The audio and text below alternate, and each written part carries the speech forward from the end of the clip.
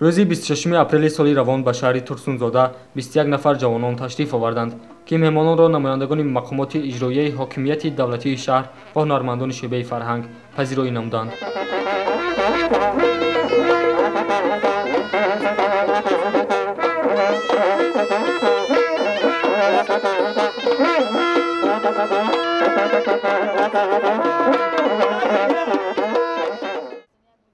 худи ҳамин рӯз тибқи барномаи сафари сайёҳии меҳмонон ҷавонони минтақаҳои ҷумҳурӣ дар шаҳри турсунзода аз макони баргузории дави миллӣ, наврӯзгоҳи баҳори истиқлол, боғи ғалаба, маҷмаи варзишии самандар 21, варзишгоҳи марказии шаҳр, осорхонаи марказӣ, хонамузеи мирзо турсунзода, осорхонаи корхонаи воҳиди давлатии ширкати алюминии тоҷик, майдони шоҳ исмоили сомонӣ дидан намуданд ва дар кӯчаҳои шаҳр сайру гашт карданд.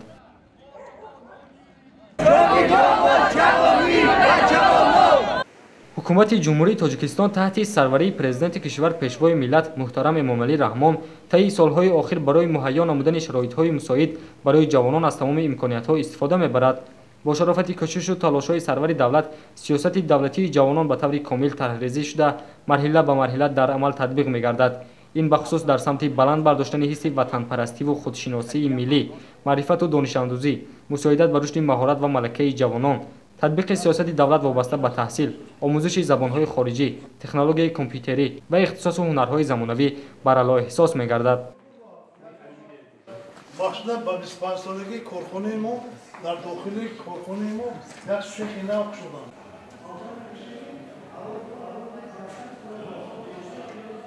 инчунин худи ҳамин рӯз дар толори хонаи фарҳанги шаҳри турсунзода барномаҳои консертӣ бо иштироки меҳмонон ва ҷавонони шаҳри турсунзода доир гардид.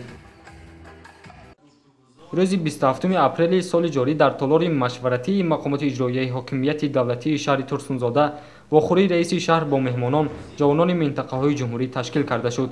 зимни ҷамомат раиси шаҳри турсунзода муҳтарам Сиҷоуддин Саломзода қайд намуд, ки ҷавонон дар ҳаёти сиёсии Тоҷикистон нақши босазо доранд. сиёсати давлатии ҷавонон сиёсатест, ки татбиқи он аз сохторҳои гуногуни ҳукумативу ҷамъиятӣ фаъолияти муштаракро тақозо менамояд. зеро тамоми маҷмӯи хоҷагии халқи Тоҷикистонро бе ҷавонон тасаввур кардан ғайриимкон аст. ҷавонон сарчашмаи ташаббусҳо ва манбаи асосии кадрҳои хизмати давлатӣ, истеҳсолӣ ва ҷамъиятӣ мебошанд. дар фароварди вохӯрии мазкур ба ҷавонон тӯҳфаҳои хотиравӣ тақдим гардид. бояд тазаккур дод, ки меҳмононро сокинони шаҳри Турсунзода аз санаи 26 то 28 апрели соли равон дар хонаашон қабул намуданд. субҳи 28 апрел сафари ҷавонони минтақаҳои ҷумҳурии Тоҷикистон ба шаҳри Турсунзода хотима ёфт ва меҳмонон дар сатҳи баланд гусалонида шуданд. гузориши Диловар Рашидов, Зафар Асанов, Сайфиддин Иброҳимов барои барномаи иттилоотии Хабар.